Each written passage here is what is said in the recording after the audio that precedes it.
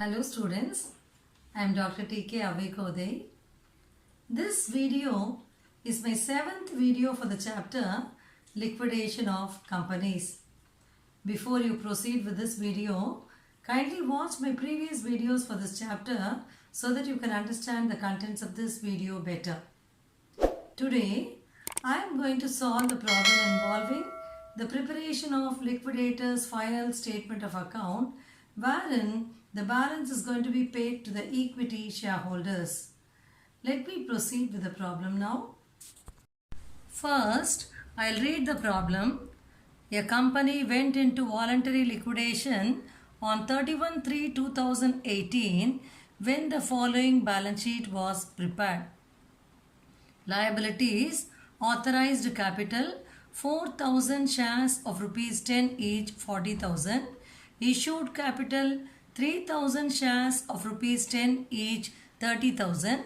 Unsecured creditors 15,432. Partly secured creditors 5,836. Preferential creditors 810. Bank overdraft unsecured 232. And on the asset side, goodwill 6,960. Freehold property 5,000, machinery 7,480, stock 11,710, debtors 9,244, cash 100, profit and loss account 11,816, and the total of the balance sheet is 52,310. The liquidator realized the assets as follows.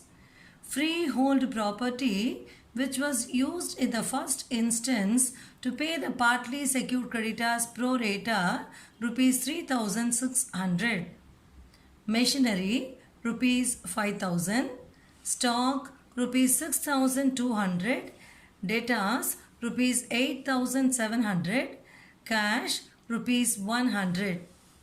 The expenses of liquidation amounted to rupees 100 and the liquidator's remuneration was agreed at 2.5% on the amount realized, including cash, and 2% on the amount paid to unsecured creditors. Prepare the liquidator's final statement of account. So this is the problem we have. There is one big difference between this particular problem and the previous problems which we have worked out already. That is, usually when we calculate the liquidator's remuneration as a percentage on the amount paid to unsecured creditors, we will be getting insufficiency situation. So adequate money will not be available to settle the unsecured creditors. So we will be applying the percentage as 2/102 or 3/103 or 4/104 as the case may be. But this is a problem where we are going to have adequate money to settle the unsecured creditors, and so we will be calculating the remuneration only as 2/100. That is the reason why I wanted to do this problem. And one more reason is, in this particular problem, we will be having adequate funds to settle the unsecured creditors fully. And so, whatever we have as the balance in the liquidator's final statement of account will be paid to the shareholders. So, we will be concluding the liquidator's final statement of account by writing as by shareholders balancing figure.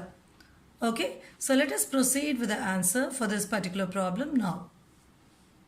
As usual, let us start with the calculation of liquidator's remuneration. So first give the heading, calculation of liquidator's remuneration. You are given in the problem, the liquidator's remuneration was agreed at 2.5% on the amount realized, including cash. So I used to tell you always, generally you are not supposed to include cash while calculating liquidator's remuneration on assets realized. But if its inclusion is specifically mentioned in the problem, you will have to take it. So it is given in the problem at 2.5% of the amount realized, including cash. So we are going to take cash also. And then there is one more piece of information available regarding freehold property. I'll read the sentence for you. freehold property which was used in the first instance to pay the partly secured creditors pro rata rupees 3600. This is given under assets realized. So we are going to take this 3600 also, this freehold property also, as a part of assets realized for the purpose of calculating liquidator's remuneration. So the write 2.5% of the amount realized including cash. Freehold property realized 3600, and as per the problem, machinery realized 5000, stock realized 6200, debtors realized 8700, and since we are asked to take cash also, we are taking cash. Cash is 100. So when you total all these amounts together, you'll be getting 23,600, and on this 23,600, you'll be calculating 2.5% as liquidator's remuneration. So you can just work it out and see 23,600 into 2.5 by 100 will give you 590. Just check whether you're getting this amount. 23,600 into 2.5 by 100 gives you 590. And then we are coming to the next part of the remuneration. In this problem, liquidator's remuneration is going to be made up of three parts. One is percentage on amount realized, the next one is percentage on preferential creditors, and the last one is percentage on amount paid to unsecured creditors. So you are given on the problem, calculate 2% on the amount paid to unsecured creditors. Whenever you are asked to calculate remuneration on the amount paid to unsecured creditors, you have to calculate the same percentage of remuneration on preferential creditors also, because preferential creditors are also unsecured. But in some exceptional cases, it may be given calculate remuneration on amount paid to unsecured creditors other than preferential creditors. If it is given as other than preferential creditors, you will not calculate on it. But it is not given like that in this particular problem. You are simply given calculate 2% on the amount paid to unsecured creditors. So we are going to calculate 2% on preferential creditors as a second part of the remuneration. Preferential creditors as given on the liability side of the balance sheet is 810. On 810 calculate 2%. 810 into 2 by 100 will be giving you 16. Actually it will come as 16.2. So take it as 16. So that is the second part of the remuneration. Now we have come to the third part of the remuneration, which is supposed to be the most important part in the calculation of liquidator's remuneration. 2% on the amount paid to unsecured creditors. 2% on the amount paid to unsecured creditors. So for the purpose of calculating this 2%, first of all, you have to know how much is the amount paid to unsecured creditors. That is, what is the amount available to pay the unsecured creditors, which as usual we'll have to find out by preparing a working note. So let us prepare a working note for calculation of the amount which is available or the amount which is to be paid to unsecured creditors. So let us proceed with the working note now. So first write as working note calculation of amount paid to unsecured creditors. So amount paid to unsecured creditors and the amount available to pay unsecured creditors, both are one and the same. So we have already worked out several problems in this chapter. So you should be familiar with how to calculate this amount. Usually you will have to take the receipts including cash, from which you will be deducting all the payments in the order of payment. Okay. So you will be paying till debenture holders. So you'll be paying preferential creditors, debenture holders, and then whatever is left will be the amount available to unsecured creditors. So let us take the receipts first. So under receipts I have written assets realized including cash. When we take the assets realized, we are not taking freehold property into consideration. Let me tell you why we are not taking freehold property. Freehold property is not taken because it is already used to pay the partly secured creditors. So we have used the freehold property realized to pay the partly secured creditors already. So we are not taking the freehold property. We are taking only the remaining assets. But assets including cash we have to take. So when you take like that, you will be getting 20,000. So earlier we had asset realized as 23,600, out of which 3,600 is freehold property. So But leave that 3,600 which is freehold property. So the remaining assets realized including cash is 20,000. So take the 20,000. From the 20,000 deduct all the payments. As per the problem, you are given liquidation expenses 100. So liquidation expenses 100. Next will be liquidator's partial remuneration. We have already finished calculating two parts of the liquidator's remuneration. One is percentage on amount realized, that is 590, and the other one is percentage on preferential creditors, which is 16. So 590 plus 16, liquidator's partial remuneration comes to 606. And then as per the order of payment, preferential creditors are to be paid next. So pay preferential creditors, that is 810. So if you have debenture holders in the problem, they will be paid next. But we don't have debentures as per the information given in this problem. Okay, so let us see what is the amount which we are getting here. So if you add all these amounts together, you will be getting 1,516. Okay, we are not deducting unsecured creditors because we are going to have adequate amount here. So 20,000 minus 1,516.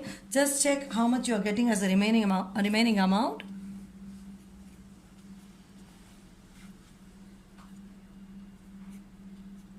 18,484. So you'll be getting a balance of 18,484. This 18,484 is the amount available to pay the unsecured creditors. Okay, so first let us check whether this amount is sufficient or not to settle the unsecured creditors. We have unsecured creditors given in different forms in this particular problem. So let us see how much is the total of unsecured creditors by doing a separate calculation. Give the heading as calculation of unsecured creditors. Why are we doing this calculation separately? Because unsecured creditors are given in different forms in this particular problem. Okay, so let us see what is the total of unsecured creditors by doing this particular calculation. First, write unsecured creditors as given in the balance sheet. On the liability side of the balance sheet, unsecured creditors is given to you. That is given as 15,432. You can refer to the problem for this. So 15,432 is given as unsecured creditors as per the balance sheet liability side. And then you are given in the problem on the liability side partly secured creditors 5,836. I'll repeat, you are given on the liability side of the balance sheet partly secured creditors 5,836. So as far as this partly secured creditors are concerned, part of it is paid with the help of the freehold property to the extent of 3,600. So this 3,600 is the amount realized from freehold property. So out of 5,836, 3,600 is settled by way of freehold property. So the remaining amount, the difference between 5,836 and 3,600 should be treated as unsecured. So that comes to 2,236. 2236. I hope you are able to get how you got this amount 2236. It is nothing but the difference between 5,836 minus 3,600. Okay, so that is 2,236. Then, as per the liability side of the problem, you are given one more item, bank overdraft. And bank overdraft, it is specifically mentioned it is unsecured. So that again we are treating as unsecured creditors. So bank overdraft unsecured as given in the problem is 232. Okay, so now when you add all the three amounts together, that will give you the total of unsecured creditors. So let us see what is the total we are getting. So we'll be getting 17,900. So the total amount to be settled towards unsecured creditors as per this problem is 17,900. Okay, now let us see whether this amount available which we calculated as per the previous working note is sufficient to settle this 17,900 or not. So let us have a look at that again. So the total unsecured creditors which we calculated as per this problem is 17,900. But when you have a look at this calculation, that is the amount available to pay the unsecured creditors, that comes to 18,484. What we need to settle the unsecured creditors is only 17,900, but what is available is 18,484, which obviously tells us that the amount available to pay unsecured creditors is sufficient enough to pay them fully, to settle them fully. So when we calculate liquidators remuneration on the amount which is to be paid to the unsecured creditors, we can take 2 by 100 in this particular problem. Okay, so as per the problem, what was given? 2% of the amount paid to unsecured creditors. So let us come to the liquidators remuneration calculation part. So you are given 2%. I'll underline this. 2% on the amount paid to unsecured creditors. Though 18,484 is available, you can pay them only 17,900, because what is due to unsecured creditors is only 17,900. So 17,900 into 2 by 100 you will have to calculate. So how much you have to calculate? 17,900 into 2 by 100. Why is it 2 by 100? Why is it not 2 by 1 or 2? This is because we have sufficient amount in this particular problem. So we take it as 2 by 100 here. So just work it out and see how much you are getting. 17,900 into 2 by 100 will give you 358. Okay, so this part of the calculation is only new in this particular answer. That is the reason why I wanted to work out this problem. Okay, I hope you are able to understand this. So now we have calculated all the three parts of the remuneration. So add all the three amounts together. So when you add all these three amounts together, you'll be getting liquidators total remuneration. So you'll be getting 964. So how will you call this 964? This 964 will be called as the total liquidators remuneration. It is this 964 which we will take to the liquidators final statement of account. So having calculated the liquidators remuneration, let us now proceed with the preparation of the liquidators final statement of account. So let us give the heading first, liquidators final statement of account. There is no specific name given in this particular problem. So you can write it as liquidators final statement of account of a company. That's what is given. A company went into voluntary liquidation. That is only given in the problem, isn't it? So I've just written as liquidators final statement of account.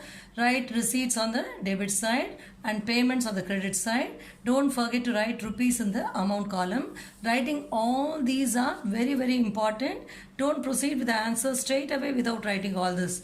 Okay, when you write all this and do the answer only, you will be given the full marks, right? So now on the receipt side, we have to write to assets realized. I have told you several times, whenever you write the assets realized, don't put the total straight away. You have to write each and every asset individually.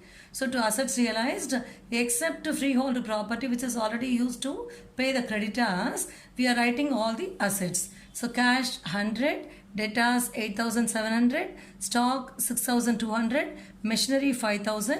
The total of all this comes to 20,000. Put this 20,000 in the outer column. So we have only this much of information as far as the receipt side is concerned. Let us now proceed with the payment side. First we have liquidation expenses. Liquidation expenses as given in the problem is 100. So let us enter liquidation expenses 100.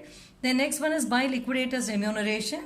We have already calculated the liquidators remuneration. It came to a total of 964.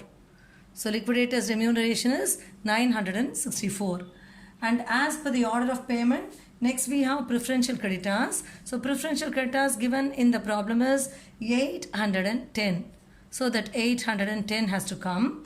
And then as per the problem, we are supposed to pay to the unsecured creditors a total of 17,900. This calculation we did already. So by unsecured creditors, 17,900.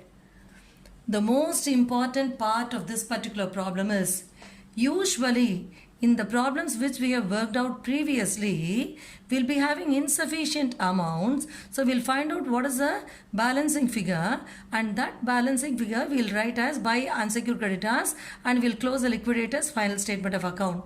But here is a problem where we have sufficient amount to settle the unsecured creditors. Even after settling them, we have a balance which will be paid to the shareholders. So let us see what is the total of this. The total will have to be deducted from 20,000.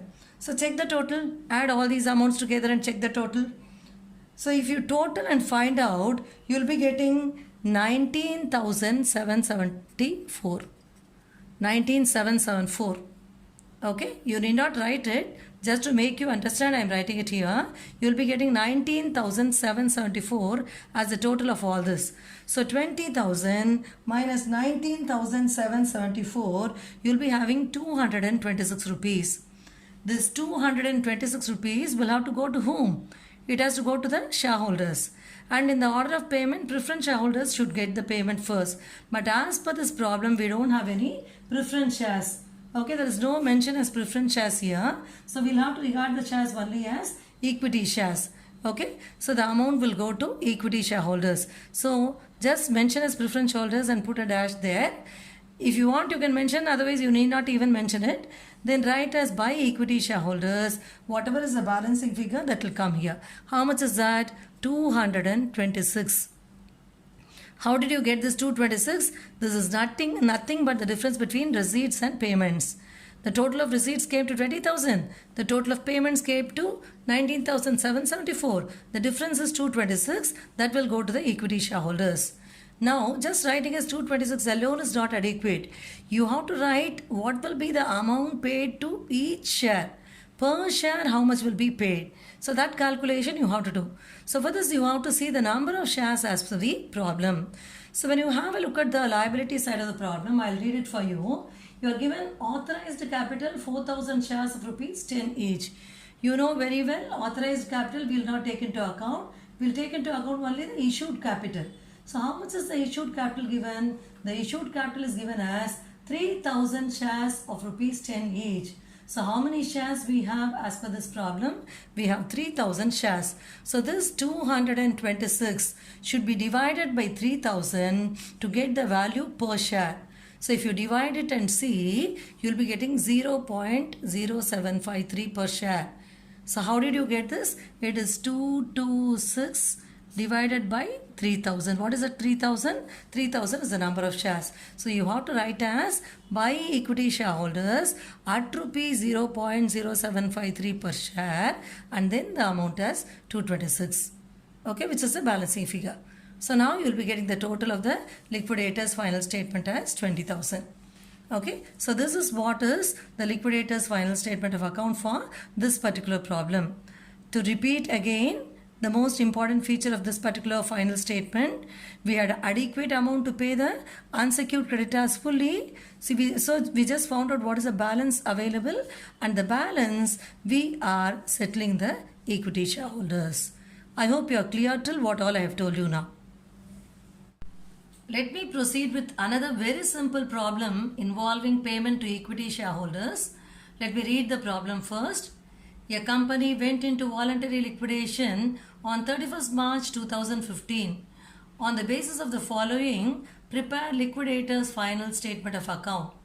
Share capital 10,000 equity shares of rupees 10 each fully paid rupees 1 lakh. 7% debentures having a floating charge on all assets rupees 1 lakh. Interest outstanding on debentures for 1 year 7,000. Preferential creditors 10,000. Unsecured creditors 50,000. Cost of liquidation 8,000. Liquidators remuneration 5,000. Assets realized 2 lakhs.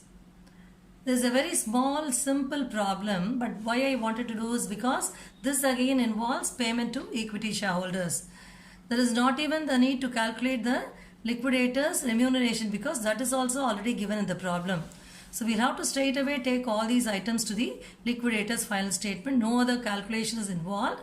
So let us give the heading as Liquidator's Final Statement of Account. Give the heading Liquidator's Final Statement of Account. As usual, write receipts on the debit side and payments on the credit side, and write rupees in the respective amount columns. So now let us see how to fill up the answer here, how to prepare the liquidator's final statement of account. So first, on the receipt side, we are given assets realized as a total, it's available to us. Individually, no item is given. So write as 2 assets realized, 2 lakhs. This is as given in the problem. Now let us go to the payment side. On the payment side, first you enter the cost of liquidation. The cost of liquidation as given in the problem is 8,000. So what is given, I am just taking and entering. By cost of liquidation, 8,000. The next item is liquidator's remuneration. That is also given very clearly in the problem as 5,000. So liquidator's remuneration is 5,000. Then you are given preferential creditors. As per the problem, preferential creditors is given as 10,000. Preferential creditors 10,000. Now as per the order of payment, we have to settle the debenture holders. So we are given debentures having a floating charge on all assets as rupees 1 lakh. In addition to this, you have even interest outstanding on debentures for 1 year, which is given as 7,000. So 1 lakh plus 7,000, that is including interest. To debenture holders, we will be settling 1 lakh and 7,000. So write as 1 lakh 7,000. Then unsecured creditors again is given to you in the problem. Unsecured creditors is given as 50,000. So write as unsecured creditors 50,000. Now whatever is the balance available, that balance will go to the equity shareholders. So what you are supposed to do means you have to add all this and you have to find out the total. So add all those amounts together and find out the total. So when you add all those amounts together, you can check it. You will be getting 1,80,000. How much will you get as payments? You will be getting the payments as 1,80,000. We have assets realized as 2 lakhs and the payments come to 1,80,000. So payment till unsecured creditors is made. That comes to 1,80,000. So whatever is remaining is available only to the shareholders. And the problem clearly tells you 10,000 equity shares of rupees 10 each fully paid. So this has to be paid to the equity shareholders. 2 lakh minus 1,80,000. The equity shareholders are to be paid the remaining amount of 20,000. Again, I told you, in the previous problem, you have to find out how much has to be paid per share. So you have to divide this 20,000 by the number of shares we have as per the problem. So 20,000 divided by 10,000. You are given in the problem there are 10,000 equity shares. So 20,000 divided by 10,000 will give you rupees 2 per share. So write it as by equity shareholders at rupees 2 per share 20,000. So how did you get this amount? This amount is nothing but the balancing figure. So this again is a problem where we have adequate amount to settle the unsecured creditors fully. So whatever is the balance left off, that goes to the equity shareholders. So I think you should have understood the answer for this problem. It's a very, very simple one. So today we have worked out 2 problems in which we had sufficient funds to settle the unsecured creditors fully, and so the balance we paid to the equity shareholders. I hope you are clear with the 2 problems I worked out today. If you like this video, subscribe to my channel. Thank you very much for watching this video.